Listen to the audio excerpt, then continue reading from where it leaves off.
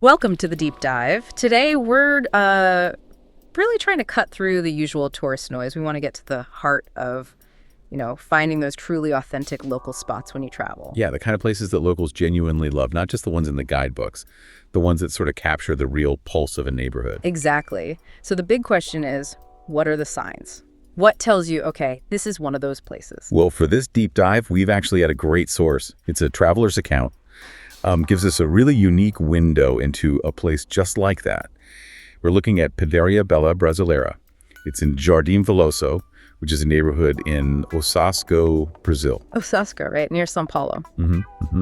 And this account, it really paints a picture of how a place, so the bakery in this case, can become, well, a cornerstone of the community. Okay, so that's our mission today then. Let's unpack how this bakery does more than just, bake bread. How does it become this vibrant community hub? We'll look at the atmosphere, the food, obviously, and really pull out why it's recommended, for anyone wanting a genuine slice of Brazilian life and maybe how those lessons apply anywhere. Right, and the source jumps right in. It describes Padaria Bella Brasileira not just as, a bakery, but as a place that clearly loves its neighborhood, and the neighborhood loves it back. Which, that's not something you usually read about your average corner bakery, is it? No, absolutely not. That's a pretty powerful statement. How does a business, especially a bakery, actually build that kind of, that two-way street, that affection? What does that love look like day to day? It can't just be about selling good bread, right? Yeah, that's exactly what the source gets into. Yeah. It's about tangible actions, like how they really go all out for local celebrations. For instance, they apparently hosted this big event for Dia das Crianças, that's Children's Day in Brazil. Oh, okay. Yeah, and they had Mickey and Minnie Mouse characters there for the local kids. Free event. Wow, okay, so not just putting up a few balloons. No, exactly. Yeah. It's not just marketing spin. It feels like a real investment in the community's culture, in shared experiences. By doing stuff like that, providing something memorable and free, they build, social capital, a sense of connection. The takeaway seems to be that genuine integration often means giving back beyond your main business, creating moments together. Creating memories. That's a really interesting angle for a bakery. Okay, so beyond that specific Children's Day thing, what about the everyday vibe? The account mentions this lively, family-friendly atmosphere that you feel on any visit. How do they achieve that consistently? What makes you feel instantly welcome? Well, the source points to a few things, some subtle. It mentions seeing multiple generations there together, grandparents, parents, kids. And the staff clearly know the regulars, greeting them by name, that kind of thing. No, the personal touch. Right. And the layout itself, it sounds like it's designed for people to actually sit and stay, not just grab something and leave. It suggests they've, deliberately tried to make the bakery feel like an extension of the neighborhood's living room. Like a third place, almost. Exactly. It encourages connection, not just commerce. So even if you're new, you kind of feel that sense of belonging. Okay, that makes sense.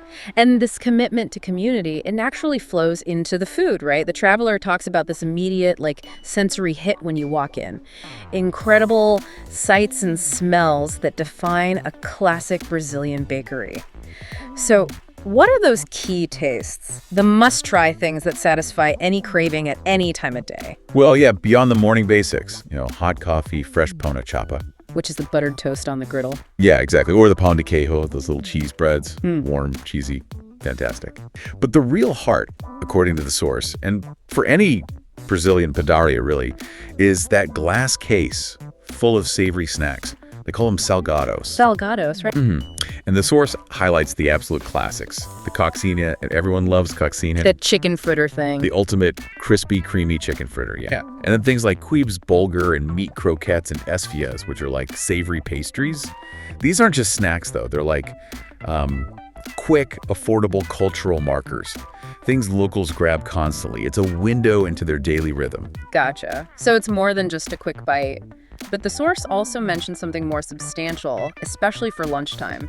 These full lunch plates, pratos feitos. Yes, that really shows their versatility. A padaria isn't just one thing. It's your morning coffee spot, your snack stop, and your casual lunch counter. So what are these pratos feitos typically like? Usually pretty straightforward, hearty home-style food. Often grilled meat, maybe chicken or beef, served with rice, beans, a simple salad.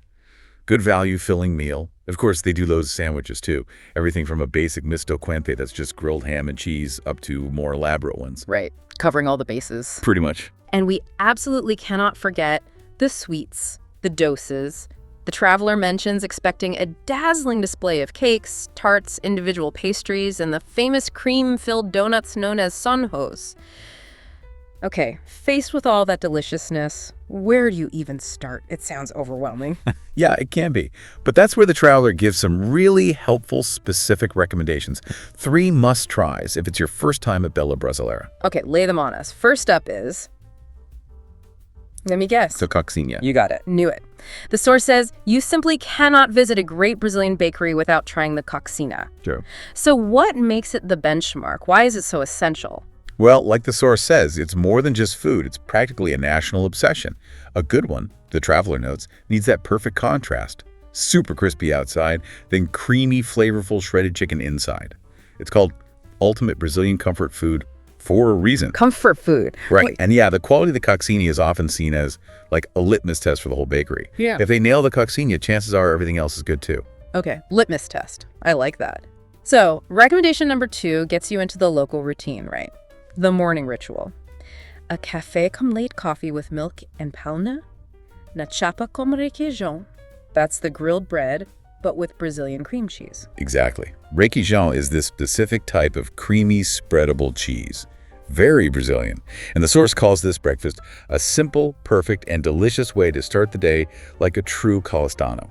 Paulistano, someone from São Paulo. Right, or the wider metro area, including Osasco in this case. It's not just about the food itself, though it's delicious. It's the ritual. It kind of signifies this cultural appreciation for simple, good starts to the day. And it highlights the Padaria's social role as a place where this daily routine happens. It's about feeling like a local, not just eating breakfast. Immersing yourself, okay? And the third recommendation, it's about being a bit spontaneous. Yeah, basically. Asked about the daily specials. Lots of Padarias have daily lunch specials, maybe a soup of the day, that kind of thing. Why is that important? Why not just stick to the main menu? Because, as the source notes, these specials are usually fresh, delicious, and a great value. It could be anything from feijoada, the famous black bean stew on the right day, to a simple grilled chicken plate. It really connects you to what's fresh, what's seasonal, maybe local traditions. By asking, you're tapping into the day's rhythm. You might find a real hidden gem that isn't always listed. Okay, good tip. Be adventurous. So, wrapping this up, our deep dive into Padaria Bella Brasileira really shows it's so much more than just a bakery. It's clearly this warm, welcoming place that acts as the beating heart of its community. Great food, family-friendly, all of it. Absolutely. And if you ever find yourself in Osasco, or even just inspired by this, remember those core recommendations. You've got the iconic COXINHA, definitely try that. Then there's that classic Paulistano breakfast, café com leite and pão na chapa com requeijão. And don't forget to ask about the daily specials. These aren't just items on a list. They're like little keys to immersing yourself in the local culture. It really does make you think, doesn't it? If a simple neighborhood bakery can be such a vital community cornerstone, what other kinds of unexpected places might be the true heart of the areas you visit? Could it be a laundromat, a bookstore, a market stall? And what specific details, like the ones we talked about, the multi-generational crowds, the staff knowing names, the community events, what should you look for to spot them? What does finding that genuine piece of local life truly mean to you when you travel? Something to think about.